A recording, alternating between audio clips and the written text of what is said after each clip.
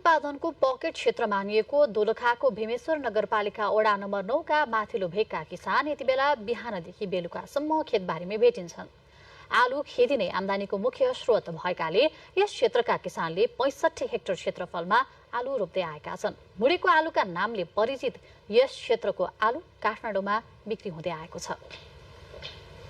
भीमेश्वर नगरपालिका वडा नम्बर 9 झिगानका फुर्बा तमाङलाई आलु रोप्न चट्टारो छ।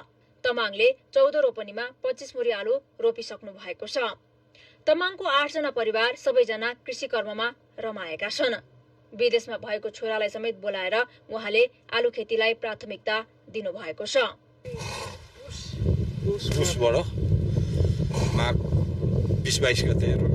उहाँ मात्र होइन, भीमेश्वर नगरपालिका वडा नम्बर 9 का करिब 90% कृषक यति बेला आलु रोप्ने चट्टारोमा रहेको वडा कार्यालयले जनाएको छ। हिउँ र वर्षाको पर्खाइमा रहेको यहाँका किसानहरूलाई आलु रोपेपछि पानी पर्नेमा ठूलो आशा छ।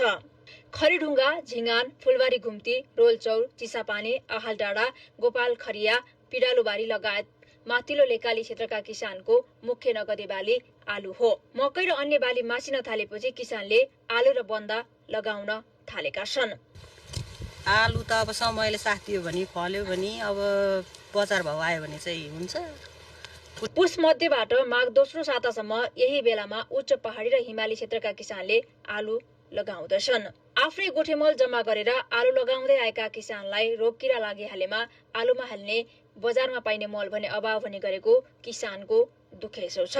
किरा मर्ने मल कम छ अनि जस्तै आलु बढ्ने र आलुमा लाग्ने मल आएको त नि।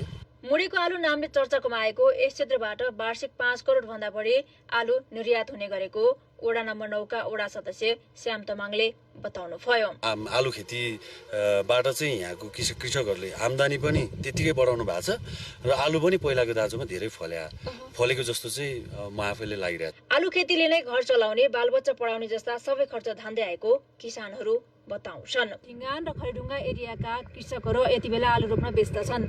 4 करोड आम्दानी हुने यस क्षेत्रको आलु काठमाडौँ निर्यात हुने गरेको छ। मन्दिरा थापा, नेपाल टेलिभिजन, बागमती प्रदेश, दोलखा। Oye, tu life क्या सेट है यार, नो तो ना नो डेट